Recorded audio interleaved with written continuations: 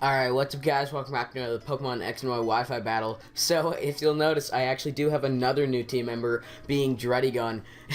I don't think he does too much work in this battle, but he's actually a really good Pokemon. So don't base Druddigon just off of this battle. Anyways, let's get into the battle.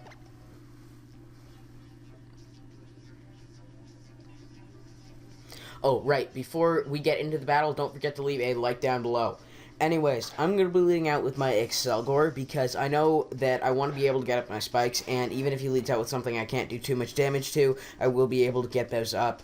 Unless it's Smeargle, in which case I'm faster than it, so I can go ahead and go for a Bug Buzz, almost knock it down to a Sash. Doesn't matter that I don't do it, because he's going to actually do an incorrect play, at least in my opinion, this turn. So I'm going to switch out, because I obviously don't want to stay in with the Pokemon that's asleep. And I'm going to go out into my Pyroar, because I know that outspeeds as well. And he's going to go for the Spore on his, he's going to go for the Stealth Rocks on his Smeargle, which wasn't the best play. He should have gone for Sticky Webs, because my team is actually pretty fast, so Sticky Webs could have crippled this team immensely.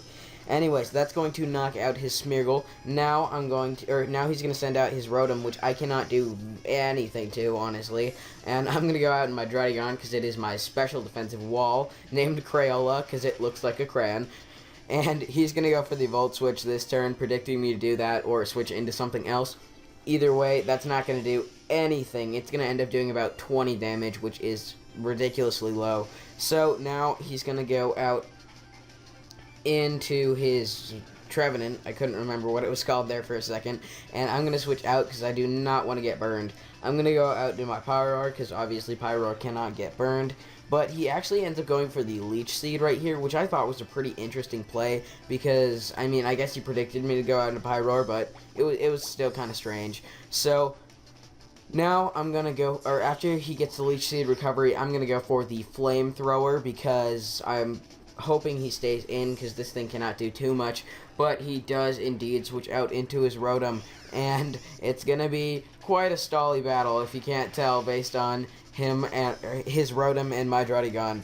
So he's going to get the Leech Seed recovery and he's pretty much going to get back all the damage I just did with Flamethrower, all of that, like 30 damage. So now I'm going to go back out into Druddigon, and he's going to go for the Volt Switch as predicted, because that's what he did last turn. This happens quite a few times, if you can't tell. Okay, so now that Volt Switch is still going to do nothing, and he's going to switch out right here because he does not want to stay in on Druddigon. He's going to go into Excadrill, which was not the smartest play in my opinion because, well, it's not the smartest play for two reasons. On this Pokemon, I do carry Earthquake and Sucker Punch, but considering I know he's most likely going to go for the Swords Dance, I have to switch out right there because if I go for the Sucker Punch predicting the Earthquake and he went for the Swords Dance, that would have been very bad. But he is going to go for the Earthquake as I switched into Pelipper, which was, I mean, it was good because it didn't hit my Pelipper, but I don't know, it kind of sucked because I could have gone for the Sucker Punch and broken his whatever it's called. Anyways, I'm going to go for the Scald, and I actually do get the burn on his Rotom, which is very nice because Rotom is so annoying, and I hate people who use Rotom Wash. I am seriously sick of it. Okay, so I'm going to switch out right here, predicting a Volt Switch, because I do not want to deal with that. I'm going to go into Frank this time, because I know that I just want to fodder this thing off. I do not want to keep on switching it into Druddigon and taking rocks damage. He actually goes for the burn this time, predicting my Druddigon, and I think he's scarfed based on now he's switching out because he cannot do anything to me. So this turn, he's going to switch into his Excadrill, and I am going to go for the Giga Drain, although I'm still asleep, so that doesn't take into effect. I'm really hoping I wake up this turn because he can easily just set up all in my face since I'm asleep, and I need to pop his balloon so I can go for an Earthquake on this thing. So he's going to go for the Swords Dance to get his attack up. I'm going to go for the Giga Drain and finally wake up, and that will do a decent amount to me. I was hoping I could get it back up to my Sash, but not quite. So this turn he's going to go for the Rock Slide because he is fearing the threat that is Frank the Excelgor. So, and a Rock Slide will knock me out, sadly enough. But Frank definitely did his job, almost knocking out the Smeargle and breaking this man's air balloon. Now I'm going to go into Pyroar. I should have just gone into Pyroar in the first place, but whatever. Now he's going to switch out his Excadrill because he does not want to take a Flamethrower. He's going to go out into Rotom, and this wasn't the smartest play for me to go for Flamethrower, because I should have predicted this thing, but it doesn't even matter because I know I outspeed this Rotom, and a Flamethrower will take it out from there. For whatever reason, I was thinking Rotom had base 107 special or speed during this match, so that play I was like, oh god, but you know, he didn't. So when I looked it up, I was like, wow, I'm stupid. I'm gonna go for the Flamethrower on his Trevenant, and that's not quite gonna knock it out, but he is gonna go for the Leech Seed, which isn't frightening to me at all because I have enough HP to live one Leech Seed, and I'm assuming this Trevenant doesn't carry Protect. They generally don't. I mean, some of them do, mainly the Citrus Berry sets, but seeing as this guy has not gotten a Citrus Berry yet, he probably doesn't carry Protect. He might carry the Lum Harvest set, though. I'm going to go for another Flamethrower and knock out his Trevenant. And that was a very nice Pokemon to get rid of because that thing was quite a threat at that point. Now he's going to go out into his Scizor, which I didn't understand. I mean, a Bullet Punch will knock me out, but even so, that was kind of a risky play because if somehow I had lived that would have been very bad for him. So now I'm going to go out into... after his Life Orb damage, I'm going to go out into Wub the Exploud because I know I can take anything he wants to go for, and if he has, like, Superpower or whatever, I do end up outspeeding him, so I was not concerned.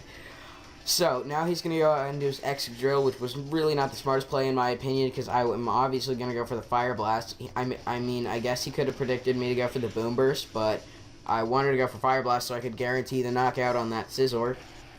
So that's going to be the end of his Excadrill. Now he's going to go into his Alakazam, and this Pokemon had the potential to sweep me, which was so frightening.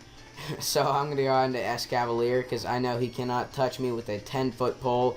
Even a Focus Blast I can live decently well, so I wasn't entirely frightened of this thing.